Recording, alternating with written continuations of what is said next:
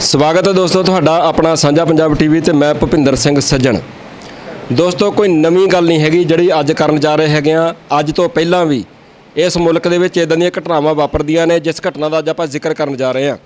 ਦਰਅਸਲ ਪਿਛਲੇ ਦਿਨੀ ਰਾਜਸਥਾਨ ਦੇ ਵਿੱਚ ਇੱਕ ਘਟਨਾ ਵਾਪਰਦੀ ਹੈ। ਇੱਕ ਨੌਜਵਾਨ ਜਿਹੜਾ ਕਿ ਦਲਿਤ ਭਾਈਚਾਰੇ ਦੇ ਨਾਲ ਸੰਬੰਧਿਤ ਹੈ ਕਿਉਂਕਿ ਉਹ ਬ੍ਰਾਹਮਣਵਾਦ ਦੇ ਮੁਤਾਬਕ ਕਹੀ ਜਾਂਦੀ ਛੋਟੀ ਕਾਸਟ ਦੇ ਨਾਲ ਸੰਬੰਧਿਤ ਹੈ ਔਰ ਬੜੀ ਟੌਰ ਦੇ ਨਾਲ ਰਹਿੰਦਾ ਹੈ। जरा वधिया कपड़े पा के रखता है और उन्हें मुच्छां भी रख लिया सीगियां। मुच्छां रखण करके जड़ा उच्च जातीय सीगा कोई उन्होंने चंगा नहीं सी लगता। फिर एक बार सबब कोई इदां दा बनिया कि वो सोशल मीडिया के उपर भी एक्टिव रहिंदा सीगा, अपनियां फोटोआं पाउंदा सीगा, अपनियां मुच्छां वालियां फोटोआं पाउंदा सीगा। सो उन्होंने चंगा नहीं सी लगता। उन्हां दी एक दूजे नाल कमेंटबाजी भी चलदी सीगी। सो तकरार इन्ना ज़्यादा वध गया कि एक दिन वो दोनों जाने एक दूजे के सामने आ गए।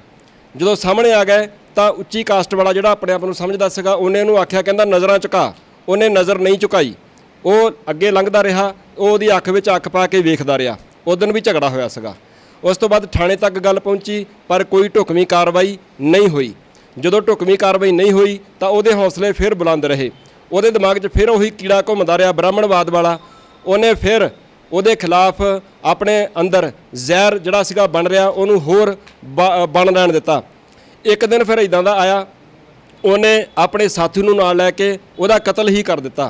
सो एक दलित नौजवान भारत दे विच सिर्फ इस करके कतल कर दिता गया क्योंकि उन्हें मुछ रखी हुई सीगी ते अपनी जिंदगी नूं टौर दे नाल जिउंदा सीगा। आ हालात ने इस मुल्क दे 74-75 वरे हो गए ने इस मुल्क नूं आज़ाद होया, पर उहदे बावजूद अज तक भी इदां दीयां घटनावां अक्सर ही पढ़न अते सुणन नूं मिलदियां ने।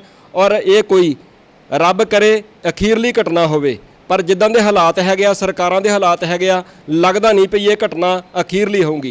सो उसे ही गल नूं लैके अज हुशियारपुर शहर दे विच हैगे आ प्रैस कॉन्फ्रेंस दी गई सीगी सांझा फ्रंट वल्लों।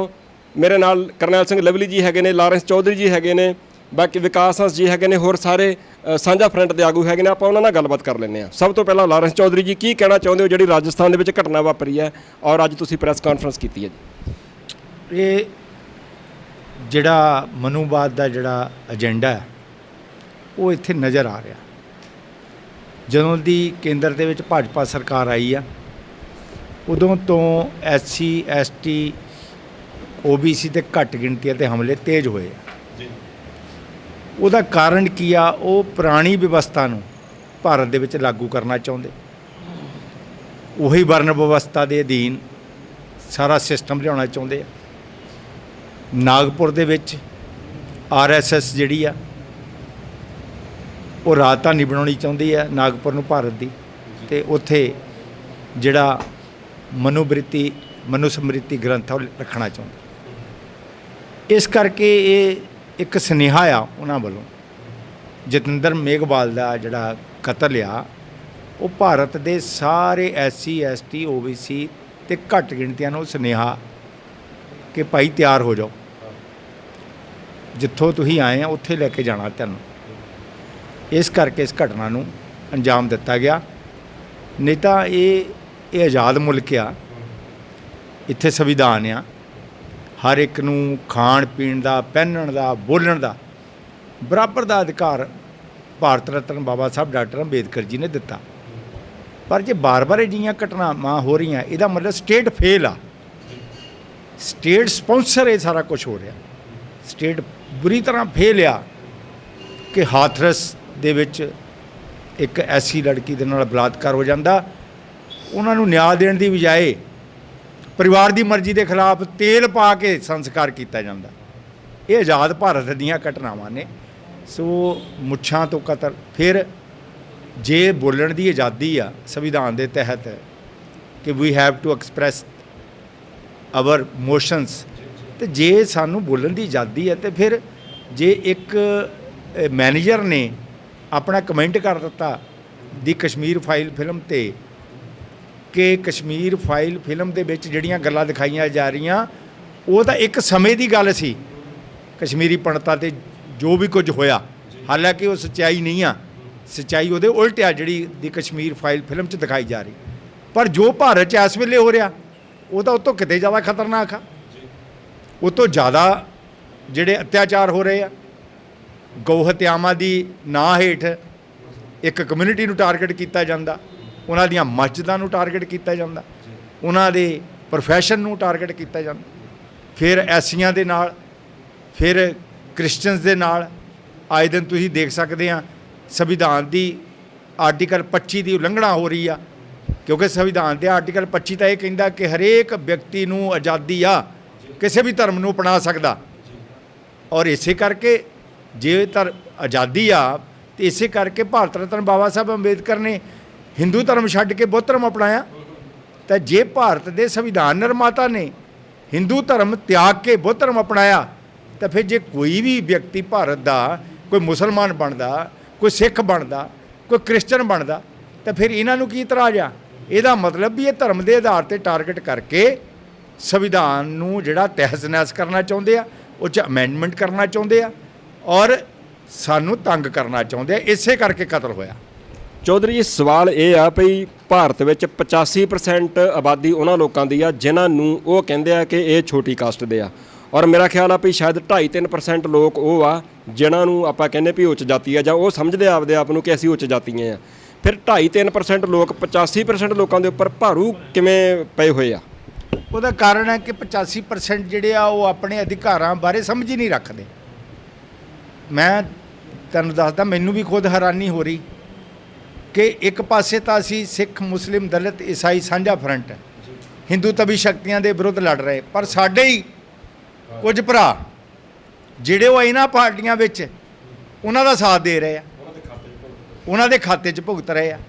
ਇਸ ਕਰਕੇ ਜਿਹੜੇ 85 ਆ ਉਹ ਕਮਜ਼ੋਰ ਇਸ ਕਰਕੇ ਆ, ਤੇ 15 ਤਕੜੇ ਇਸ ਕਰਕੇ ਆ ਕਿਉਂਕਿ 85 ਦੇ ਵਿੱਚੋਂ ਬਹੁਤ ਸਾਰੇ ਲੋਕ ਉਹਨਾਂ ਦਾ ਸਾਥ ਦੇ ਰਹੇ।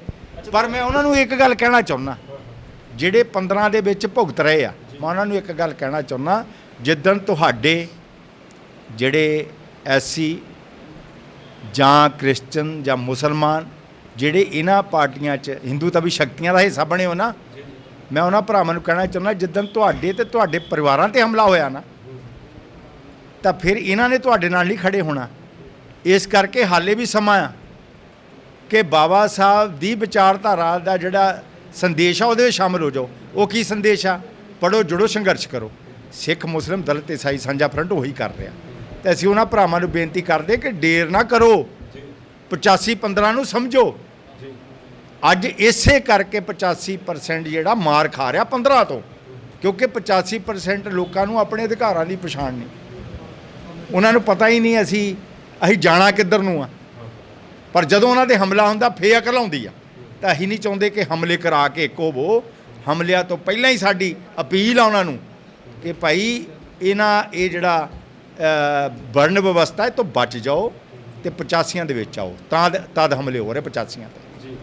ਸਵਾਲ ਇੱਕ ਦੋ ਹੋਰ ਵੀ ਬੜੇ ਅਹਿਮ ਹੈਗੇ ਆ। ਪੂਰੇ ਭਾਰਤ ਦੇ ਵਿੱਚ ਜਿਹਦਾ 85% ਦੀ ਗੱਲ ਚੱਲਦੀ ਆ, ਔਰ ਆਪਾਂ ਦਲਿਤ ਭਾਈਚਾਰੇ ਦੀ ਗੱਲ ਕਰਦੇ ਆ, ਇੱਕ ਨਹੀਂ ਇੱਕ ਤੋਂ ਵੱਧ ਸਿਆਸੀ ਪਾਰਟੀਆਂ ਤੋਂ ਇਲਾਵਾ ਹੋਰ ਜਥੇਬੰਦੀਆਂ ਜਿਹੜੀਆਂ ਕਿ ਘੱਟ ਗਿਣਤੀ ਕੌਮਾਂ ਨੂੰ ਉਹਨਾਂ ਦੀ ਅਗਵਾਈ ਕਰਦੀਆਂ ਨੇ। ਸੋ ਉਹਨਾਂ ਦਾ ਜਿਹੜਾ ਕੀਤੇ ਜਾਣ ਵਾਲਾ, ਉਹਨਾਂ ਵੱਲੋਂ ਕੀਤਾ ਜਾ ਰਿਹਾ ਜਿਹੜਾ ਕੰਮ ਹੈਗਾ, ਉਹ 85% ਲੋਕਾਂ ਨੂੰ ਪ੍ਰਭਾਵਿਤ ਕਿਉਂ ਨਹੀਂ ਕਰਦਾ? ਉਹ 85% ਲੋਕਾਂ ਨੂੰ ਇਹ ਦੱਸਣ ਵਿੱਚ ਕਾਮਯਾਬ ਕਿਉਂ ਨਹੀਂ ਹੋ ਰਹੇ ਕਿ ਭਾਈ ਤੁਹਾਡੇ ਆਹ ਅਧਿਕਾਰ ਵਾ, ਤੁਸੀਂ ਮਜ਼ਬੂਤ ਹੋ ਕੇ ਰਹੋ? ਸੋ ਇਹ ਵੀ ਇੱਕ ਬੜਾ ਵੱਡਾ ਸਵਾਲ ਹੈਗਾ। ਮੇਰੇ ਨਾਲ ਵਿਕਾਸ ਹੰਸ ਜੀ ਹੈਗੇ ਨੇ। ਵਿਕਾਸ ਹੰਸ ਜੀ, ਤੁਸੀਂ ਕਿਹੜੀ ਆਪਣਾ ਸਾਂਝੇ ਫਰੰਟ ਤੋਂ ਇਲਾਵਾ ਤੁਸੀਂ ਕਿਸੇ ਹੋਰ ਸਿਆਸੀ ਪਾਰਟੀ ਦੇ ਨਾਲ ਵੀ ਸੰਬੰਧਿਤ ਹੋ? ਸਾਰੇ ਸਾਥੀਆਂ ਨੂੰ ਜੈ ਭੀਮ, ਜੈ ਭਾਰਤ। ਅੱਜ ਸਿੱਖ, ਮੁਸਲਿਮ, ਦਲਿਤ, ਈਸਾਈ ਸਾਂਝੇ ਫਰੰਟ ਵੱਲੋਂ ਜਿਹੜੀ ਪ੍ਰੈਸ ਕਾਨਫਰੰਸ ਜੋ ਰਾਜਸਥਾਨ ਦੇ ਵਿੱਚ ਜਤਿੰਦਰ ਮੇਘਵਾਲ ਤੇ ਕਤਲ ਤੇ ਔਰ ਬੈਂਕ ਮੈਨੇਜਰ ਦੇ ਜਿਹੜੇ ਨੱਕ ਦੀਆਂ ਲਕੀਰਾਂ ਕਢਾਈਆਂ ਗਈਆਂ, ਉਸ ਸੰਬੰਧ ਵਿੱਚ ਕੀਤੀ ਗਈ। ਸਿਆਸੀ ਪਾਰਟੀਆਂ ਸਾਰੀਆਂ ਜਿੰਨੀਆਂ ਵੀ ਹੈਗੀਆਂ, ਪਰ ਅਸੀਂ ਸ਼ੁਰੂ ਤੋਂ ਜਿਹੜਾ ਅੱਜ ਤੱਕ ਵਾ ਆਪਣੇ ਬਹੁਜਨ ਦੇ ਗੱਲ ਹੀ ਕੀਤੀ ਆ, ਔਰ ਬਹੁਜਨ ਨਾਲ ਜਿੱਥੇ ਧੱਕਾ ਹੋਇਆ ਵਾ ਜਾਂ ਬਹੁਜਨ ਦਾ ਜਿੱਥੇ ਸਾਥ ਦੀ ਲੋੜ ਪਈ ਆ, ਅਸੀਂ ਹਮੇਸ਼ਾ ਉੱਥੇ ਹੀ ਉਹਨਾਂ ਦੇ ਨਾਲ ਹੀ ਖੜੇ ਹੋਏ ਆ। ਮੈਂ ਤੁਹਾਡੇ ਕੋਲ ਬਸ ਆਹੀ ਜਾਣਨਾ ਚਾਹੁੰਦਾ ਹੈਗਾ ਕਿ ਜਦੋਂ ਤੁਸੀਂ ਬਹੁਜਨ ਦੇ ਨਾਲ ਖੜਦੇ ਹੋ, ਹੋਰ ਵੀ ਬਹੁਤ ਸਾਰੇ ਲੋਕ ਖੜਦੇ ਆ, ਪਰ ਜਿਹੜੀਆਂ ਸਿਆਸੀ ਪਾਰਟੀਆਂ ਜਿੱਦਾਂ ਬਸਪਾ ਵੀ ਹੋ ਗਈ ਨਾ ਜੀ, ਨੈਸ਼ਨਲ ਪਾਰਟੀ ਹੈਗੀ ਆ, ਨੈਸ਼ਨਲ ਪੱਧਰ ਦੀ ਪਾਰਟੀ ਆ, ਕੁਮਾਰੀ ਮਾਇਆਵਤੀ ਨਾਮ ਆ ਉਹਨਾਂ ਦਾ ਲੋਕਾਂ ਦੇ ਵਿੱਚ। ਸੋ 85% ਲੋਕਾਂ ਨੂੰ ਉਹ ਆਪਣੇ ਕਲਾਵੇ ਵਿੱਚ ਚੰਗੀ ਤਰ੍ਹਾਂ ਲੈ ਕਿਉਂ ਨਹੀਂ ਸਕੇ? ਇਹ ਇੱਕ ਬਹੁਤ ਵੱਡਾ ਸਵਾਲ ਆ। ਕੁਝ ਲੋਕ ਜਿਹੜੇ ਮਾਨਸਿਕਤਾ ਤੋਂ ਗੁਲਾਮ ਆ, ਜਿਹੜੇ ਅੱਜ ਵੀ 15% ਲੋਕਾਂ ਦੇ ਨਾਲ, ਜਿਵੇਂ ਕਿ ਚੌਧਰੀ ਸਾਹਿਬ ਨੇ ਦੱਸਿਆ ਵੀ ਸਾਡੇ ਕੁਝ ਭਰਾ ਦੇਖੋ ਜਿਹੜੇ ਬਹੁਜਨ ਦੀ ਲੜਾਈ ਲੜ ਰਹੇ ਆ ਉਹ ਇੱਕ ਸਾਈਡ ਤੇ ਆ, ਜਿਹੜੇ ਬਹੁਜਨ ਨੂੰ ਗੁਲਾਮੀ ਵੱਲ ਤੋਰ ਰਹੇ ਆ ਉਹ 15% ਦੇ ਨਾਲ ਤੁਰੇ ਪਏ ਆ। ਉਹਨਾਂ ਨੂੰ ਅੱਜ ਵੀ ਅਸੀਂ ਇਹੀ ਅਪੀਲ ਕਰਦੇ ਆ ਵੀ ਅੱਜ ਵੀ ਜਿਹੜਾ ਤੁਸੀਂ ਆਪਣੇ ਘਰ ਵਾਪਸੀ ਕਰੋ। ਅੱਜ ਜਿੱਥੇ ਬਹੁਜਨ ਨਾਲ ਧੱਕਾ ਹੁੰਦਾ, ਜਦੋਂ ਦਲਿਤਾਂ ਨੂੰ ਕੁੱਟਿਆ ਜਾਂਦਾ, SC ST OBC ਮਿਨੋਰਟੀ ਦੇ ਧੱਕੇ ਹੁੰਦੇ ਆ, ਉਦੋਂ ਇਹ ਹਿੰਦੂ ਲੋਕ ਜਿਹੜੇ ਕਿ ਹਮੇਸ਼ਾ ਵੋਟਾਂ ਜਦੋਂ ਆਉਂਦੀਆਂ ਇਹ ਕਹਿੰਦੇ ਸੀ ਲੋਕ ਹਿੰਦੂ ਆ, ਹਿੰਦੁਸਤਾਨ ਦੀ ਗੱਲ ਕਰਨੀ ਆ, ਹਿੰਦੂ ਰਾਸ਼ਟਰ ਦੀ ਗੱਲ ਕਰਨੀ ਆ, ਉਦੋਂ ਹਿੰਦੂ ਦੇ ਨਾਂ 'ਤੇ ਵੋਟਾਂ ਲੈਂਦੇ ਆ। ਪਰ ਜਦੋਂ 2 ਅਪ੍ਰੈਲ 1918 ਨੂੰ ਸੰਵਿਧਾਨ ਨਾਲ ਛੇੜਖਾਨੀ ਕੀਤੀ ਗਈ, ਕੀ ਇਹ ਲੋਕ ਤੁਹਾਡੇ ਨਾਲ ਖੜੇ ਹੋਏ ਸੀ? ਇਸ ਚੀਜ਼ ਨੂੰ ਜ਼ਰੂਰ ਧਿਆਨ 'ਚ ਰੱਖਣ ਜਿਹੜੇ ਲੋਕ ਇਹਨਾਂ ਦੇ ਨਾਲ ਇਹਨਾਂ ਦੀਆਂ ਪਾਰਟੀਆਂ ਨੂੰ ਮਜ਼ਬੂਤ ਕਰਦੇ ਆ ਜਾਂ ਇਹਨਾਂ ਦੇ ਨਾਲ ਜਾ ਕੇ ਸਾਥ ਦਿੰਦੇ ਆ। ਸਾਡੇ ਸੰਘਰਸ਼, ਕਿਉਂਕਿ ਅਸੀਂ ਜਿਹੜਾ ਅੱਜ ਸੰਘਰਸ਼ ਲੜ ਰਹੇ ਆ, ਸ਼ਾਇਦ ਅਸੀਂ ਆਜ਼ਾਦੀ ਉਹ ਵਾਲੀ ਨਾ ਦੇਖ ਸਕੀਏ ਜਿਹੜੀ ਜਿਵੇਂ ਸ਼ਹੀਦੇ ਆਜ਼ਮ ਭਗਤ ਸਿੰਘ, ਰਾਜਗੁਰੂ ਔਰ ਸੁਖਦੇਵ, ਉਹਨਾਂ ਨੇ ਵੀ ਜਾਤ ਪਾਤ ਤੋਂ ਉੱਠ ਕੇ ਜਿਹੜਾ ਆਜ਼ਾਦੀ ਦਾ ਇੱਕ ਸੁਪਨਾ ਵੇਖਿਆ ਸੀਗਾ, ਜਿਹਦੇ ਵਿੱਚ ਕੋਈ ਕਾਸਟ ਨਹੀਂ ਸੀ, ਕੋਈ ਕੁਛ ਨਹੀਂ। ਜਿਹੜੇ ਸੁਖਦੇਵ ਥਾਪਰ ਸੀ ਉਹ ਵਾਲਮੀਕਨ ਜਾਤੀ ਨੂੰ ਬਿਲੋਂਗ ਕਰਦੇ ਸੀਗੇ। ਉਹਨਾਂ ਨੇ ਆਜ਼ਾਦੀ ਜਿਹੜੀ ਜਾਤ ਪਾਤ ਤੋਂ ਉੱਠ ਕੇ ਸੁਪਨਾ ਦੇਖਿਆ ਸੀ।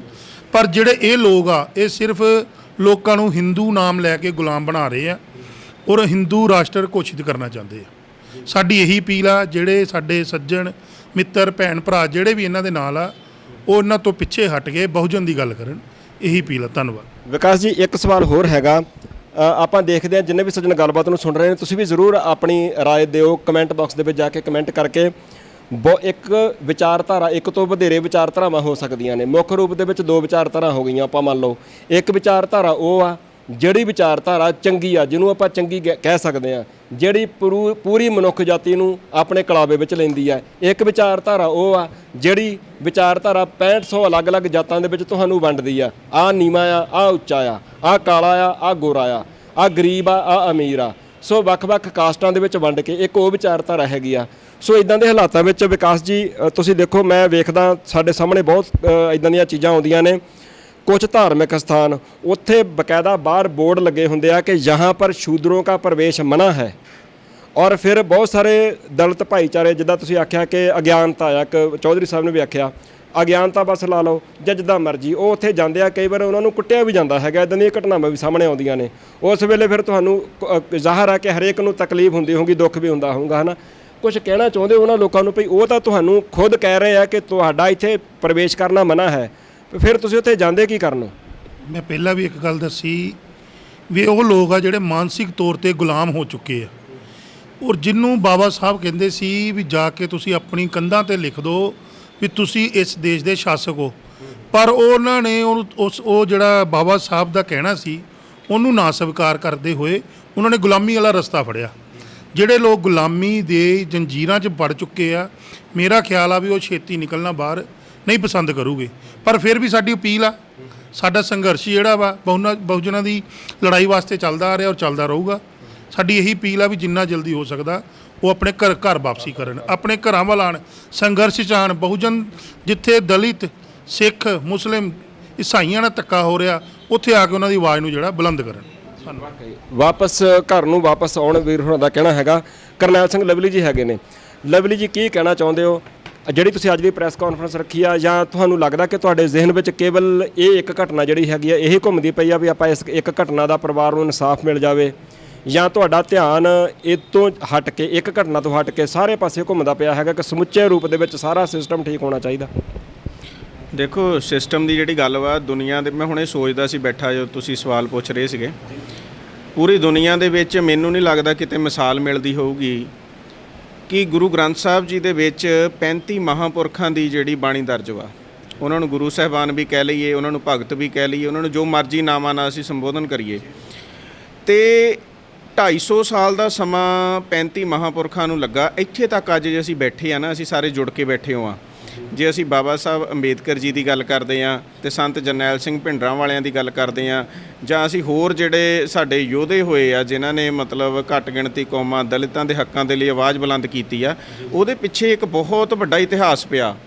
ਔਰ ਜਿਹੜੀ ਤੁਸੀਂ ਪਹਿਲਾਂ ਗੱਲ ਕੀਤੀ ਵੀ ਘੱਟ ਜਿਹੜੇ ਲੋਕ ਆ ਉਹ ਸਾਡੇ ਉੱਤੇ ਰਾਜ ਕਰ ਰਹੇ ਆ, 3% ਲੋਕ ਆ ਤੇ 85% ਲੋਕ ਜਿਹੜੇ ਆ ਉਹ ਗੁਲਾਮ ਹੋਏ ਆ। ਉਹਦਾ ਕਾਰਨ ਇੱਕ ਹੋਰ ਇਤਿਹਾਸ ਵਿੱਚ ਦੇਖਣ ਨੂੰ ਮਿਲਦਾ ਵੀ ਜਦੋਂ ਮੁਗਲ ਆਏ ਸੀਗੇ, ਮੁੱਠੀ ਭਰ ਮੁਗਲ ਸੀਗੇ, ਮੁੱਠੀ ਭਰ ਮੁਗਲਾਂ ਨੇ ਆ ਕੇ ਇੱਥੋਂ ਦੇ ਲੋਕਾਂ ਦੇ ਕਰੋੜਾਂ ਲੋਕਾਂ ਦੇ ਉੱਤੇ ਆ ਕੇ ਰਾਜ ਕੀਤਾ।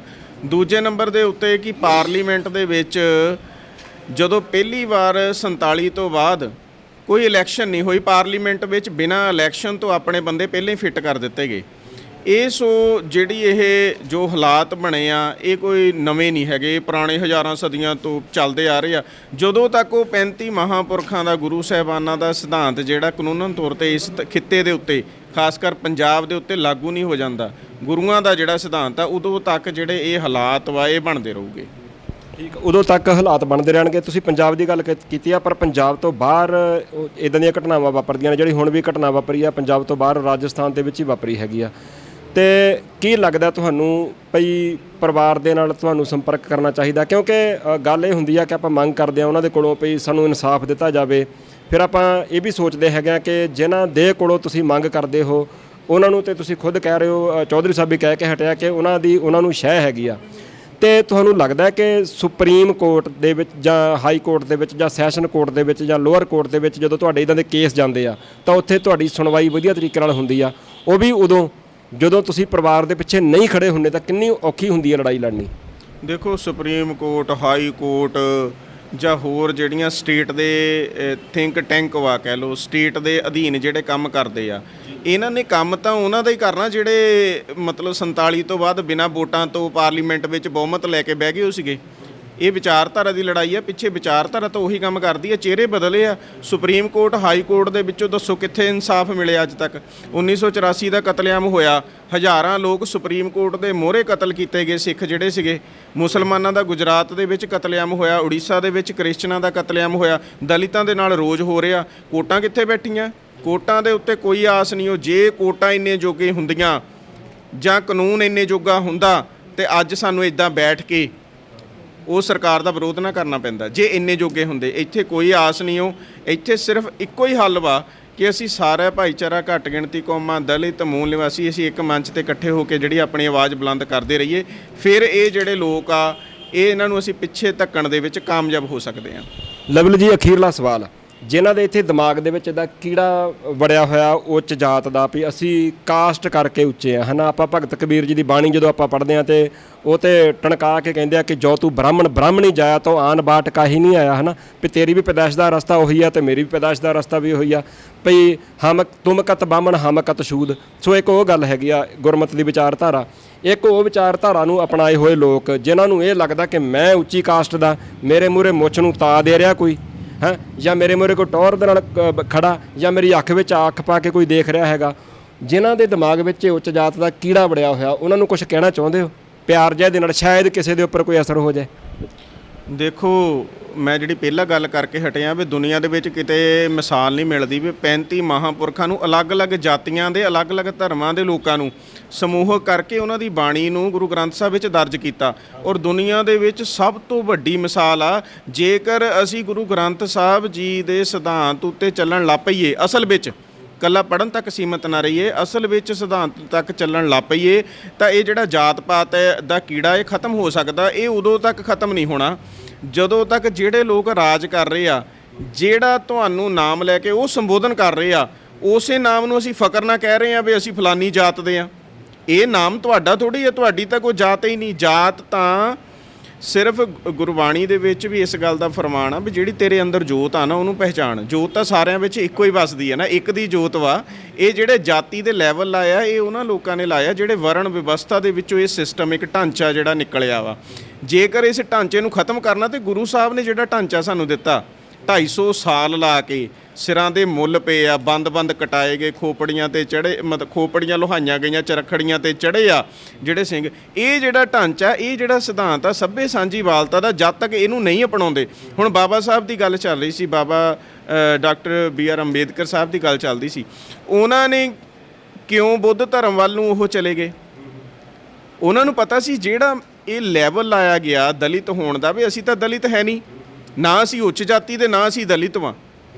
ਅਸੀਂ ਤਾਂ ਉਸ ਮਾਨਸ ਕੀ ਜਾਤ ਸਭੇ ਏਕੇ ਪਹਿਚਾਨ ਬੋ, ਉਹਦੇ ਵਾਰਸ ਵਾਂ ਅਸੀਂ। ਇਹੀ ਕਾਰਨ ਆ, ਜੇ ਸਾਡੇ ਲੋਕ ਉਸ ਵਿਚਾਰਧਾਰਾ ਤੋਂ ਬਾਹਰ ਨਿਕਲੂਗੇ ਫਿਰ ਅਸਲ ਸਮਝ ਲੱਗਣੀ ਆ। ਬਹੁਤ ਜਾਗਰੂਕਤਾ ਆ ਰਹੀ ਆ। ਜੇ ਅਸੀਂ ਨੈਗੇਟਿਵਿਟੀ ਦੀ ਗੱਲ ਕਰੀਏ ਤਾਂ ਪੂਰਾ ਸਿਸਟਮ ਨੈਗੇਟਿਵਿਟੀ ਫੈਲਾ ਰਿਹਾ। ਪਰ ਵੱਡੀ ਗਿਣਤੀ ਦੇ ਵਿੱਚ ਜਿਹੜੇ ਨੌਜਵਾਨ ਅੱਜ ਕੱਲ੍ਹ ਪੜ੍ਹੇ ਲਿਖੇ ਜਦੋਂ ਪੂਰੀ ਦੁਨੀਆ ਦੇ ਵਿੱਚ ਘੁੰਮਦੇ ਆ, ਉੱਥੇ ਦਾ ਹਾਲਾਤ ਦੇਖਦੇ ਤਾਂ ਇੱਥੇ ਦੇ ਹਾਲਾਤ ਦੇਖਦੇ ਆ, ਤੇ ਪੰਜਾਬ ਦੇ ਹਾਲਾਤ। ਮੈਂ ਇੱਕ ਗੱਲ ਹੋਰ ਕਹਿਣੀ ਚਾਹੁੰਦਾ ਤੁਹਾਡੇ ਚੈਨਲ ਦੇ ਮਾਧਿਅਮ ਰਾਹੀਂ ਕਿ ਪੂਰੇ ਇੰਡੀਆ ਦੇ ਵਿੱਚ ਅਗਰ ਜਾਤੀ ਤੌਰ 'ਤੇ, ਧਾਰਮਿਕ ਤੌਰ 'ਤੇ ਵਿਤਕਰੇ ਦੀ ਗੱਲ ਕਰੀਏ ਤਾਂ ਇੱਕੋ ਇੱਕ ਪੰਜਾਬ ਆ ਜਿੱਥੇ ਸਾਰੇ ਭਾਈਚਾਰੇ ਅਜੇ ਵੀ ਰਲ ਕੇ ਜਿਹੜੇ ਰਹਿ ਰਹੇ ਆ।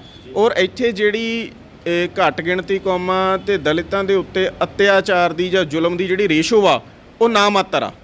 ਔਰ ਜੇ ਕਿਸੇ ਤੁਸੀਂ ਦੂਜੇ ਸੂਬਿਆਂ ਦੇ ਵਿੱਚ ਹਾਲਾਤ ਦੇਖ ਲਓ, ਕਿਸੇ ਨੂੰ ਮੁੱਛ ਰੱਖਣ 'ਤੇ ਕਤਲ ਕਰ ਦਿੱਤਾ ਜਾਂਦਾ, ਕਿਸੇ ਨੂੰ ਘੋੜੀ ਚੜ੍ਹਨ 'ਤੇ ਕਤਲ ਕਰ ਦਿੱਤਾ ਜਾਂਦਾ। ਇੱਕ ਹਿਮਾਚਲ ਦੀ ਘਟਨਾ ਸੀ, ਉੱਥੇ ਇੱਕ ਨੌਜਵਾਨ ਕਿਤੇ ਚੱਕੀ ਸੀਗੀ ਕਿਸੇ ਉੱਚ ਜਾਤ ਦੀ, ਜਿਹੜੇ ਇਹ ਕਹਿੰਦੇ ਜਿਹਨੂੰ ਉੱਚ ਜਾਤ ਦਾ, ਅਸੀਂ ਨਹੀਂ ਮੰਨਦੇ, ਉੱਚ ਜਾਤ ਦੀ ਕਿਸੇ ਦੀ ਚੱਕੀ ਸੀਗੀ। ਚੱਕੀ ਦੇ ਉੱਤੇ ਕੋਈ ਨੌਜਵਾਨ, ਉਹਨੂੰ ਨਹੀਂ ਪਤਾ ਹੋਊਗਾ, ਉਹ ਉੱਥੇ ਚੱਕੀ ਦੇ ਉੱਤੇ ਕਿਤੇ ਚੜ੍ਹ ਗਿਆ, ਪੈਰ ਰੱਖ ਦਿੱਤਾ ਤੇ ਉਹਦਾ ਉਸੇ ਟਾਈਮ 'ਤੇ ਸਿਰ ਕਲਮ ਕਰ ਦਿੱਤਾ ਗਿਆ ਸੀ।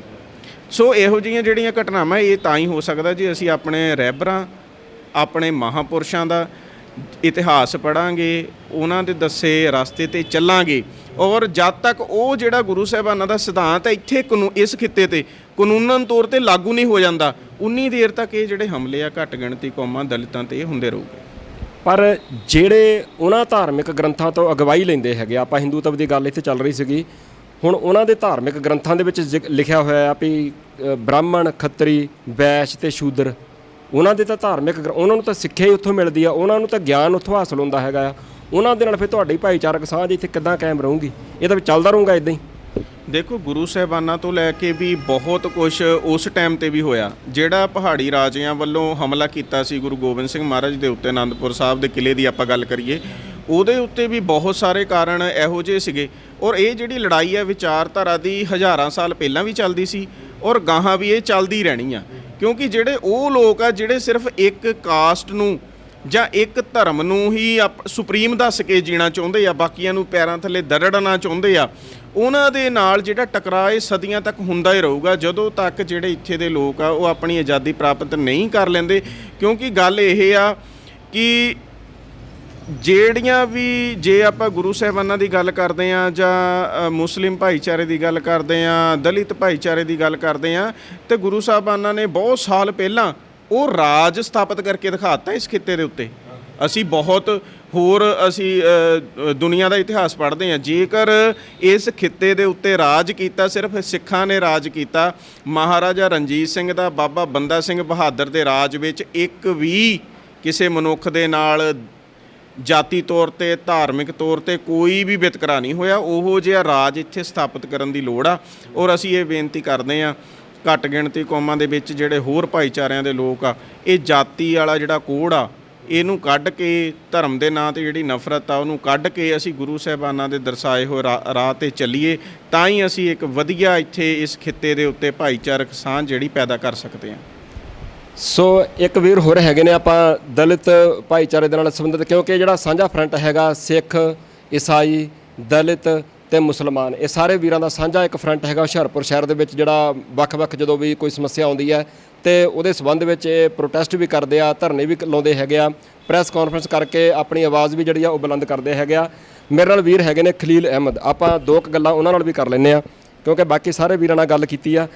ਸੋ ਖਲੀਲ ਜੀ, ਕੀ ਕਹਿਣਾ ਚਾਹੁੰਦੇ ਹੋ? ਪੂਰੇ ਭਾਰਤ ਵਿੱਚ ਘੱਟ ਗਿਣਤੀ ਕੌਮਾਂ, ਦਲਿਤ ਭਾਈਚਾਰੇ ਦੇ ਨਾਲ ਜੋ ਇਹ ਧੱਕਾ ਹੁੰਦਾ ਹੈਗਾ ਆ, ਜਿਨ੍ਹਾਂ ਨੂੰ ਲੱਗਦਾ ਕਿ ਅਸੀਂ ਉੱਚੀ ਕਾਸਟ ਦੇ ਆ ਜਾਂ ਸੁਪਰੀਮੋ ਆ, ਅਸੀਂ ਹੈ ਨਾ, ਮਨੂਵਾਦ ਇੰਨਾ ਜ਼ਿਆਦਾ ਹਾਵੀ ਹੈ। ਅੱਜ 74-75 ਵਰ੍ਹਿਆਂ ਬਾਅਦ ਵੀ ਇਸ ਮੁਲਕ ਦੇ ਆਹ ਹਾਲਾਤ ਨੇ ਔਰ ਦੇਸ਼ ਦੇ ਪ੍ਰਧਾਨ ਮੰਤਰੀ ਉਹ ਤਾਂ ਅਕਸਰ ਕਹਿੰਦੇ ਆ ਕਿ ਹਮਾਰਾ ਦੇਸ਼ ਵਿਕਾਸ ਕੀ ਬੁਲੰਦੀਆਂ ਕੋ ਛੂ ਰਹਾ ਹੈ। ਸੋ ਆਹ ਜਿਹੜੀਆਂ ਘਟਨਾਵਾਂ ਵਾਪਰਦੀਆਂ ਨੇ ਇਹ ਮੈਨੂੰ ਲੱਗਦਾ ਕਿ ਸ਼ੀਸ਼ਾ ਦਿਖਾਉਂਦੀਆਂ ਨੇ ਪੂਰੀ ਦੁਨੀਆ ਨੂੰ ਕਿ ਆਹ ਆ ਸਾਡੇ ਮੁਲਕ ਦੇ ਹਾਲਾਤ। ਕੀ ਕਹਿਣਾ ਚਾਹੁੰਦੇ ਹੋ? ਬਿਸਮਿਲ੍ਲਾਹਿਰ-ਰਹਿਮਾਨਿਰ-ਰਹੀਮ। ਸ਼ੁਰੂ ਅੱਲਾ ਦੇ ਨਾਂ ਤੋਂ ਜੋ ਬੜਾ ਮਿਹਰਬਾਨ ਨਿਹਾਇਤ ਰਹਿਮ ਵਾਲਾ ਹੈ। ਮੈਂ ਗੱਲ ਕਰਨ ਤੋਂ ਪਹਿਲਾਂ ਇੱਕ ਸ਼ਾਇਰ ਤੁਹਾਨੂੰ ਸੁਣਾਊਂਗਾ। एक ही सफ़ में खड़े हो गए महमूद व अयाज़, एक ही सफ़ में खड़े हो गए महमूद व अयाज़, ना कोई बंदा रहा ना कोई बंदा नवाज। ਇਹਦੀ व्याख्या मैं करदा कि ਜਿਹੜਾ इस्लाम सिख धर्म या होर कोई धर्म, इन्हां दे विच जे तुसी किताबां बाणियां पढ़ोगे ਤਾਂ ਉਹਦੇ ਵਿੱਚ ਜਾਤ ਊਚ ਨੀਚ ਤੁਹਾਨੂੰ ਪੜ੍ਹਨ ਨੂੰ ਨਹੀਂ ਮਿਲੇਗੀ। ਜੇ ਤੁਸੀਂ ਪੜ੍ਹੀ ਹੋਵੇ ਤਾਂ ਤੁਸੀਂ ਮੈਨੂੰ ਦਿਖਾ ਵੀ ਸਕਦੇ ਆ, ਜਾਂ ਜਿੰਨੇ ਪੜ੍ਹੀ ਹੋਵੇ ਕਿਸੇ ਵੀ ਧਰਮ ਦੇ ਬੰਦੇ ਨੇ ਆਪਣੀਆਂ ਗੁਰੂਆਂ ਦੀਆਂ ਕਿਤਾਬਾਂ ਦੇ ਵਿੱਚ ਜੇ ਜਾਤ ਧਰਮ ਦਾ ਪੜ੍ਹਿਆ ਹੋਵੇ ਤਾਂ ਮੈਂ ਬਿਲਕੁਲ ਪੜ੍ਹਨ ਨੂੰ ਦੇਖਣ ਨੂੰ ਤਿਆਰ ਹਾਂ। ਜਿਹੜੀਆਂ ਕਿਤਾਬਾਂ ਦੇ ਵਿੱਚ ਇਹਨਾਂ ਨੇ ਜਾਤ ਧਰਮ ਦਾ ਲਿਖਿਆ ਉਹ ਇਹਨਾਂ ਦੀਆਂ ਆਪਣੀਆਂ ਲਿਖੀਆਂ ਹੋਈਆਂ ਕਿਤਾਬਾਂ, ਨਾ ਕਿ ਕਿਸੇ ਗੁਰੂ ਦੀ। ਕਿਸੇ ਗੁਰੂ ਨੇ ਉਹ ਕਿਤਾਬਾਂ ਨਹੀਂ ਲਿਖੀਆਂ, ਇਹਨਾਂ ਨੇ ਆਪਣੀਆਂ ਕਿਤਾਬਾਂ ਲਿਖੀਆਂ।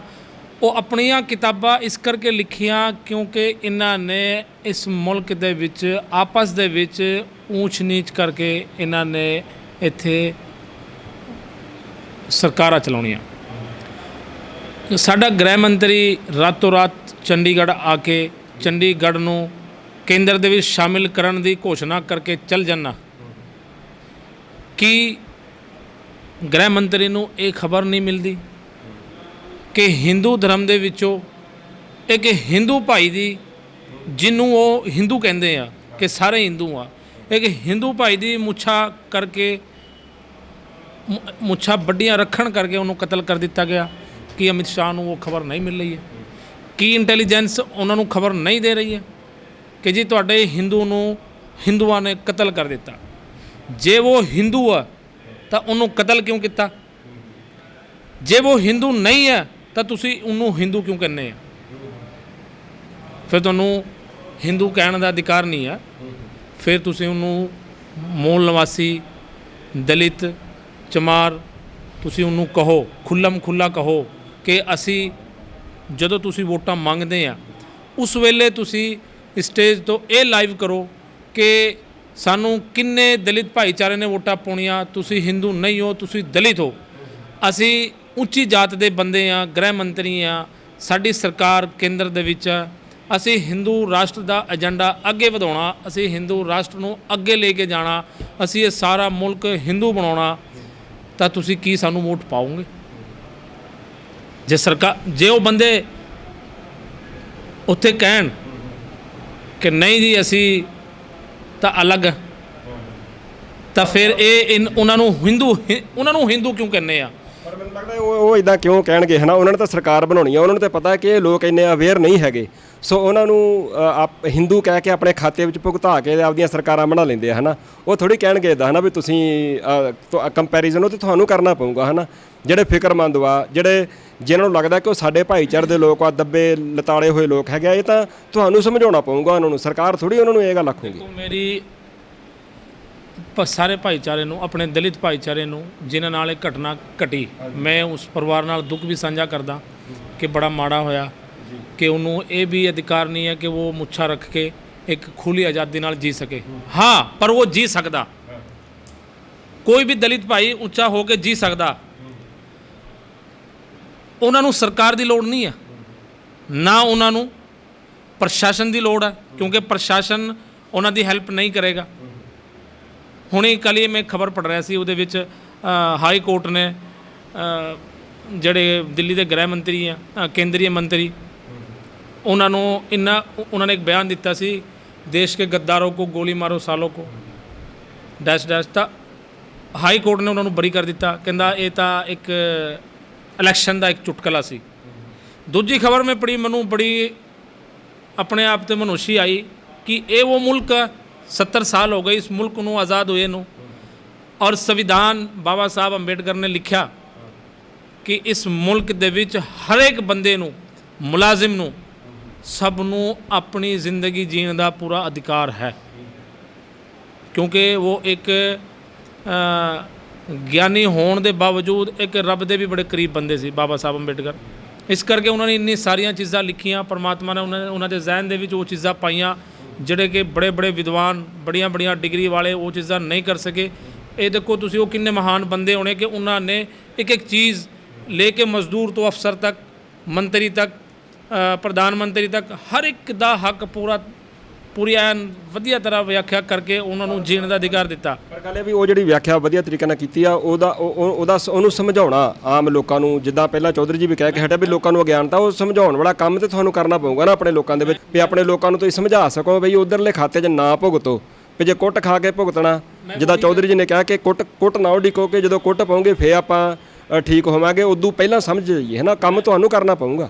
ਮੈਂ ਉਹੀ ਕਹਿਣਾ ਚਾਹੁੰਦਾ ਕਿ ਉਹਨਾਂ ਨੂੰ ਨਾ ਤਾਂ ਪ੍ਰਸ਼ਾਸਨ ਦੀ ਲੋੜ ਪੈਣੀ ਕਿਸੇ ਵੀ ਦਲਿਤ ਭਾਈ ਨੂੰ, ਨਾ ਸਰਕਾਰ ਦੀ ਲੋੜ ਪੈਣੀ, ਕਿਉਂਕਿ ਸਰਕਾਰਾਂ ਬਣਾਉਣ ਵਾਲੇ ਇਹੀ ਆ। ਜਦੋਂ ਇਹ ਆਪਣੀ ਇਕਤਰਤਾ ਦੇ ਨਾਲ, ਆਪਣੇ ਭਾਈਚਾਰੇ ਦੇ ਨਾਲ, ਇੱਕ ਆਪਣੇ ਗਰੁੱਪ ਦੇ ਨਾਲ, ਇੱਕ ਆਪਣੇ ਪਿਆਰ ਮੁਹੱਬਤ ਦੇ ਨਾਲ ਆਪਣੀ ਆਪਸੀ ਰੰਜਿਸ਼ਾਂ ਨੂੰ ਖਤਮ ਕਰਕੇ ਇੱਕ ਭਾਈਚਾਰਕ ਸਾਂਝ ਨੂੰ ਬਾਂਹ ਫੜ ਕੇ ਮਜ਼ਬੂਤ ਫੜ ਕੇ, ਤਾਂ ਮੈਂ ਕਹਿੰਦਾ ਕਿ ਤੁਸੀਂ ਮੁੱਛਾਂ ਨਹੀਂ, ਤੁਸੀਂ ਪੱਗਾਂ ਲਾ ਕੇ ਵੀ ਘੁੰਮੋਗੇ, ਤੁਸੀਂ ਟੋਪੀ ਲਾ ਕੇ ਵੀ ਘੁੰਮੋਗੇ, ਤੁਸੀਂ ਕੜੇ ਪਾ ਕੇ ਵੀ ਘੁੰਮੋਗੇ, ਤੁਸੀਂ ਕਿਰਪਾਨਾਂ ਲੈ ਕੇ ਵੀ ਘੁੰਮੋਗੇ, ਤੁਸੀਂ ਖਾਲਸਾ ਦੀ ਫੌਜ ਬਣ ਕੇ ਵੀ ਘੁੰਮੋਗੇ। ਕਿਸੇ ਦੀ ਜੁਰਤ ਨਹੀਂ ਜਿਹੜਾ ਤੁਹਾਡੇ ਵੱਲ ਉਂਗਲ ਵੀ ਕਰ ਜਾਵੇ। ਮੈਨੂੰ ਲੱਗਦਾ ਕਿ ਵੀਰ ਹੋਰਾਂ ਨੇ ਜਿਹੜੀ ਆ ਗੱਲ ਕੀਤੀ ਹੈਗੀ, ਆਪਾਂ ਜਦੋਂ ਇਤਿਹਾਸ ਪੜ੍ਹਦੇ ਹਾਂ, 6ਵੇਂ ਪਾਤਸ਼ਾਹ ਗੁਰੂ ਮਹਾਰਾਜ ਜੀ ਨੇ ਉਸ ਵੇਲੇ ਵੀ ਆਹੀ ਕੁਝ ਸੀਗਾ। ਉਸ ਵੇਲੇ ਵੀ ਮਨਾਹੀ ਸੀਗੀ ਕਿ ਸਿਰ ਦੇ ਉੱਪਰ ਪੱਗ ਨਹੀਂ ਬੰਨ੍ਹ ਸਕਦੇ, ਤੁਸੀਂ ਤਲਵਾਰ ਨਹੀਂ ਰੱਖ ਸਕਦੇ, ਪਹਿਨ ਸਕਦੇ। ਤਾਂ ਗੁਰੂ ਸਾਹਿਬ ਜੀ ਨੇ ਆਖਤਾ ਸੀਗਾ ਉਸ ਵੇਲੇ 2 ਤਲਵਾਰਾਂ ਬੱਧੀਆਂ, ਇੱਕ ਮੀਰ ਦੀ, ਇੱਕ ਪੀਰ ਦੀ, ਇੱਕ ਅਜ਼ਮ। ਸੋ ਉਹ ਸਾਰਾ ਕੁਝ ਗੁਰੂ ਸਾਹਿਬ ਜੀ ਨੇ ਬਖਸ਼ਿਆ ਸੀਗਾ। ਘੋੜਾ ਨਹੀਂ ਸੀ ਕੋਈ ਰੱਖ ਸਕਦਾ। ਗੁਰੂ ਸਾਹਿਬ ਜੀ ਨੇ ਆਖਿਆ ਮੇਰਾ ਸਿੱਖ ਘੋੜੇ ਵੀ ਰੱਖੂੰਗਾ। ਔਰ ਕੋਈ ਆਪਣੇ ਸਿਰ ਦੇ ਉੱਪਰ ਪੱਗ ਨਹੀਂ ਸੀ। ਗੁਰੂ ਸਾਹਿਬ ਜੀ ਨੇ ਆਖਿਆ ਮੇਰਾ ਸਿੱਖ ਦੁਮਾਲੇ ਸਜਾਊਂਗਾ। ਵਾਕਈ ਉਹ ਸਾਰਾ ਕੁਝ ਹੋਇਆ। ਔਰ ਅੱਜ ਸਿੱਖ ਦੀ ਪੱਗ ਨੂੰ ਜੇ ਕੋਈ ਹੱਥ ਪਾਉਂਦਾ ਹੈਗਾ ਤਾਂ ਉਦੋਂ ਪਹਿਲਾਂ 100 ਵਾਰ ਸੋਚਦਾ। ਲਵਲੀ ਜੀ ਜਾਂਦੇ ਜਾਂਦੇ ਕੁਝ ਕਹਿਣਾ ਚਾਹ ਰਹੇ ਸੀ। ਮੈਂ ਤੁਹਾਡੇ ਸਵਾਲਾਂ ਵਿੱਚੋਂ ਇੱਕ ਗੱਲ ਮਤਲਬ ਹੁਣ ਸੋਚ ਰਿਹਾ ਸੀਗਾ ਕਿ ਇੱਥੇ ਇਸ ਖਿੱਤੇ ਦੇ ਵਿੱਚ ਸਾਨੂੰ ਇੱਕ ਪਿੱਛੇ ਜੇ ਵੀ ਇੱਕ ਫਿਲਮ ਰਿਲੀਜ਼ ਹੋਈ ਸੀ, ਆਪਾਂ ਇੰਡੀਆ ਦੀ ਗੱਲ ਕਰਦੇ ਹੁਣ, ਜਿਹੜੀ ਕਸ਼ਮੀਰ ਫਾਈਲ ਦਿਖਾਈ ਜਾ ਰਹੀ ਆ, ਦਿਖਾਉਣ ਸਾਨੂੰ ਕੋਈ ਇਤਰਾਜ਼ ਨਹੀਂ। ਕਸ਼ਮੀਰ ਫਾਈਲ ਦਿਖਾਉਣ ਜਾਂ ਆਪਣੀਆਂ ਹੋਰ ਫਿਲਮਾਂ ਜਿਹੜੀਆਂ ਮਰਜ਼ੀ ਦਿਖਾਉਣ, ਸਾਨੂੰ ਕੋਈ ਇਤਰਾਜ਼ ਨਹੀਂ। ਇੱਕ ਪਿੱਛੇ ਜੇ ਫਿਲਮ ਰਿਲੀਜ਼ ਹੋਣ ਲੱਗੀ ਸੀ ਸ਼ੂਦਰ ਟੂ ਖਾਲਸਾ, ਉਸ ਫਿਲਮ 'ਤੇ ਸਰਕਾਰ ਨੇ ਬੈਨ ਕਰਤਾ ਉਸ ਫਿਲਮ ਨੂੰ। ਉਸ ਫਿਲਮ ਨੂੰ ਬੈਨ ਇਸ ਕਰਕੇ ਕੀਤਾ, ਉਹਦੇ ਵਿੱਚ ਸੱਚ ਇਹ ਦਿਖਾਇਆ ਸੀ ਵੀ ਜਿਹੜੇ ਅੱਜ ਲੋਕਾਂ ਨੂੰ ਇਹ ਦਲਿਤ ਕਹਿ ਰਹੇ ਆ ਜਾਂ ਉੱਚੀਆਂ ਜਾਤਾਂ ਦੇ ਵਿੱਚ ਵੰਡ ਰਹੇ ਆ, ਉਹ ਲੋਕ ਜਿਹੜੇ ਜਦੋਂ ਖਾਲਸਾ ਬਣ ਗਏ ਸੀ, ਸਾਰੇ ਜਦੋਂ ਖਾਲਸਾ ਬਣ ਗਏ ਸੀ ਤਾਂ ਰਾਜ ਕਾਇਮ ਕਰ ਲਿਆ ਸੀਗਾ। ਉਹ ਸ਼ੂਦਰ ਟੂ ਖਾਲਸਾ ਜਿਹੜੀ ਸੱਚਾਈ ਆ ਵੀ ਕਿਤੇ ਸਾਰੇ ਲੋਕ ਖਾਲਸਾ ਨਾ ਬਣ ਜਾਣ, ਉਹ ਤਾਂ ਕਰਕੇ ਜਿਹੜੀ ਉਹ ਫਿਲਮ ਆ ਉੱਤੇ ਬੈਨ ਲਾਇਆ ਗਿਆ। ਜੇ ਅੱਜ ਵੀ ਸਾਰੇ ਵੀਰਾਂ ਨੂੰ ਮੈਂ ਬੇਨਤੀ ਕਰਦਾ, ਜੇ ਸਾਰੇ ਵੀਰ ਜਿੰਨੇ ਵੀ ਆ ਅੱਜ ਵੀ ਉਹ ਜਿਹੜੀ ਸ਼ੂਦਰ ਟੂ ਖਾਲਸਾ ਮੂਵੀ ਆ, ਚਾਹੇ ਨੈੱਟ ਤੋਂ ਜਾਂ ਕਿਸੇ ਵੀ ਤਰੀਕੇ ਨਾਲ, ਉਹ ਜ਼ਰੂਰ ਦੇਖਣ। ਕਿਉਂਕਿ ਸਾਡਾ ਜਦੋਂ ਗੁਰੂ ਸਾਹਿਬਾਨਾਂ ਨੇ ਜਦੋਂ ਖੰਡੇ ਬਾਟੇ ਦੀ ਪਹੁਲ ਦਿੱਤੀ, ਉਹ ਕਿਹਨਾਂ ਨੂੰ ਦਿੱਤੀ? ਖੰਡੇ ਬਾਟੇ ਦੀ ਪਹੁਲ ਹੀ ਗੁਰੂ ਸਾਹਿਬ ਨੇ ਉਹਨਾਂ ਨੂੰ ਦਿੱਤੀ ਆ। ਜਿਹੜੇ 5 ਪਿਆਰੇ ਵੀ ਆਏ ਸੀ, ਉਹ ਕਿਹੜੀਆਂ ਕਾਸਟਾਂ 'ਚੋਂ ਸੀਗੇ, ਕਿਹੜੀਆਂ ਸਟੇਟਾਂ 'ਚੋਂ ਉੱਠ ਕੇ ਆਏ ਸੀ ਜਿਨ੍ਹਾਂ ਨੇ ਸਿਰ ਦਿੱਤੇ ਸੀਗੇ। ਤੇ ਜਦੋਂ ਉਹਨਾਂ ਨੇ ਸਿਰਾਂ 'ਤੇ ਦਸਤਾਰ ਵੱਜ ਗਈ, ਸ੍ਰੀ ਸਾਹਿਬਾਂ ਪਾ ਲਈਆਂ, 5 ਘੁੱਟ ਅੰਮ੍ਰਿਤ ਦੇ ਅੰਦਰ ਗਏ, ਤਾਂ ਉਹਨਾਂ ਨੇ ਗੁਰੂ ਹਰਗੋਬਿੰਦ ਸਾਹਿਬ ਤੋਂ ਲੈ ਕੇ ਗੁਰੂ ਗੋਬਿੰਦ ਸਿੰਘ ਜੀ ਤੱਕ, ਬੰਦਾ ਸਿੰਘ ਬਹਾਦਰ ਤੱਕ 100 ਸਾਲ ਦੇ ਸਮੇਂ 'ਚ ਰਾਜ ਕਾਇਮ ਕਰਤਾ ਸੀਗਾ, ਜਿਹੜੇ 1100 ਸਾਲ ਦੇ ਗੁਲਾਮ ਲੋਕ ਸੀ। ਜੇ ਅੱਜ ਵੀ ਸਾਰੇ ਲੋਕ ਜਿਨ੍ਹਾਂ ਨੂੰ ਇਹ ਲਤਾੜਦੇ ਆ, ਜਿਨ੍ਹਾਂ ਨੂੰ ਇਹ ਦਬਾਉਂਦੇ ਆ, ਜੇ ਅੱਜ ਵੀ ਸੱਚਾ ਸੁੱਚਾ ਖਾਲਸਾ ਬਣ ਜਾਣ ਤੇ ਦੁਨੀਆ ਦੇ ਵਿੱਚ ਕਿਸੇ ਦੀ ਵੀ ਮਜਾਲ ਨਹੀਂ, ਕਿਸੇ ਦੀ ਇੰਨੀ ਔਕਾਤ ਨਹੀਂ ਕਿ ਕਿਸੇ ਨੂੰ ਜਾਤੀ ਤੌਰ 'ਤੇ, ਧਾਰਮਿਕ ਤੌਰ 'ਤੇ ਲਤਾੜ ਸਕੇ। ਕਿਉਂਕਿ ਪਿੱਛੇ ਸਾਡਾ ਇਤਿਹਾਸ ਪਿਆ, ਇਤਿਹਾਸ ਪੜ੍ਹ ਲੈਣ ਜੀ। ਮੈਨੂੰ ਲੱਗਦਾ ਕਿ ਵੀਰ ਹੋਰਾਂ ਦਾ ਕਹਿਣਾ ਹੈਗਾ ਕਿ ਜਿਹੜੀ ਰਾਜਸਥਾਨ ਦੇ ਵਿੱਚ ਘਟਨਾ ਵਾਪਰੀ ਆ, ਜਿਹਦੇ ਬਾਰੇ ਅੱਜ ਪ੍ਰੈਸ ਕਾਨਫਰੰਸ ਜਿਸ ਸੰਬੰਧ ਵਿੱਚ ਰੱਖੀ ਗਈ ਸੀਗੀ, ਜਤਿੰਦਰ ਮੇਘਵਾਲ ਜਿਹਦਾ ਸਿਰਫ ਇਸ ਕਰਕੇ ਕਤਲ ਕਰ ਦਿੱਤਾ ਕਿ ਉਹ ਟੌਰ ਦੇ ਨਾਲ ਰਹਿੰਦਾ ਸੀਗਾ ਔਰ ਉਹਨੇ ਮੁੱਛਾਂ ਰੱਖੀਆਂ ਹੋਈਆਂ ਸੀਗੀਆਂ।